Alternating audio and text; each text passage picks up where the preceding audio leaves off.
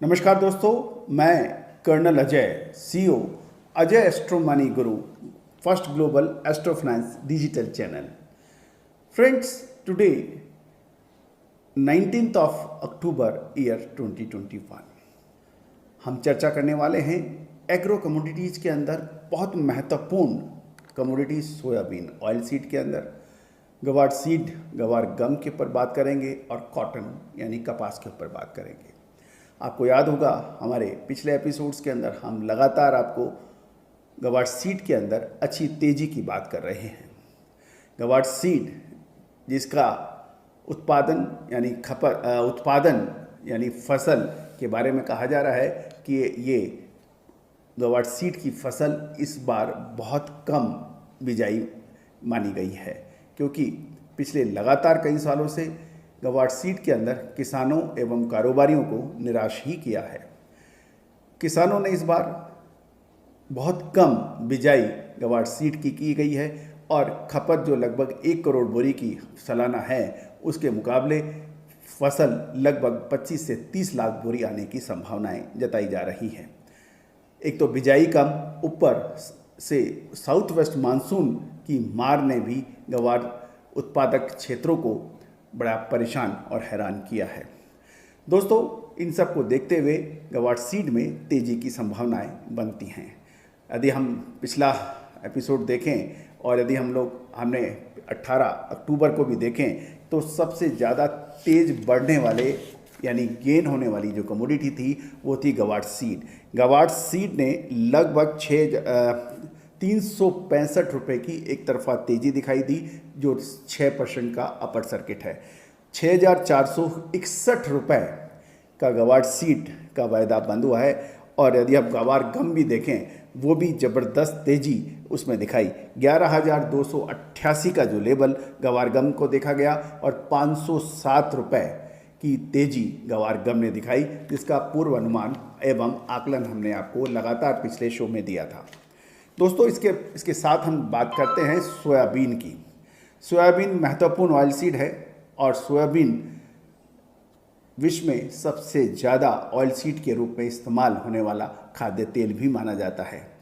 Soybean ने भी लगभग 181 रुपये की बढ़त 18 अक्टूबर को दर्ज हुई और यह 5510 के ऊपर बंद हुआ, जो लगभग 3.5% की तेज़ी है। गौरतलब है कि सरकार द्वारा सोयाबीन में इंपोर्ट ड्यूटी की कमी के बावजूद, सरसों के वायदे को NCDX में बैन करने के बावजूद ये एक बड़ी तेज़ी बहुत महत्वपूर्ण मानी जानी चाहिए।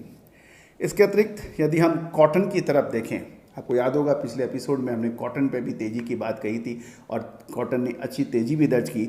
और यदि 18 अक्टूबर को देखें तो कॉटन ने 31,250 का MCS के अंदर हाई लगाया और लो 30,510 का बना, जबकि 30,570 का क्लोजिंग। तो दोस्तों, ये जो अग्रिम अनुमान हमने पिछले शो में दिए थे वो लगभग सभी सत्य साबित होते देखे गए हैं। अब हम चर्चा कर रहे हैं कॉटन के ऊपर। कॉटन बहुत महत्वपूर्ण फसल है और यह अभी फसल का समय भी है। एक बड़ा सवाल अक्सर लोगों के दिमाग में आता है कि कॉटन की खरीदी करनी चाहिए या नहीं। यदि आप सितंबर माह का हम आंकड़े देखें तो सितंबर माह में लगभग 25 से 28% की एक तरफा बड़ी तेज़ी कॉटन में दर्ज हुई थी, जिसका पूर्व अनुमान हमने सितंबर के फर्स्ट वीक में आपको अग्रिम दिया था। यहाँ से कॉटन के अंदर क्या संभावना बन सकती है?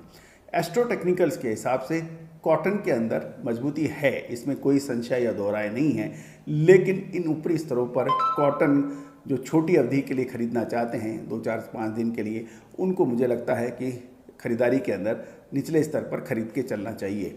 लेकिन जो MCX पे ट्रेड कर रहे हैं या US कॉटन के अंदर ट्रेड कर रहे हैं या इंटरकॉन्टिनेंटल कमोडिटी एक्सचेंजेस पे ट्रेड कर रहे हैं, वहाँ पर मुझे कुछ कमजोरी की संभावनाएं नज़र आती हैं कपास के अंदर। इसके अतिरिक्त कपास से जुड़ा हुआ एक बहुत महत्वपूर्ण कॉटन सीड ऑयल केक है, जो कि कपासिया खली के नाम से काफ़ी प्रसिद्ध और फेमस है और बहुत बड़ा व्यापार इसको भी होता है। कॉटन सीड ऑयल केक 2558 रुपये पे बंद हुआ, लगभग 32 रुपये की तेज़ी के साथ, और ये तेज़ी लगभग 1.27% की है। ये तेजी कॉटन सीड ऑयल केक में भी है। तो दोस्तों, सोयाबीन, गवार सीड और गवार गम और कॉटन सीड ऑयल केक यानी कपास या खली के अंदर तेजी बनी।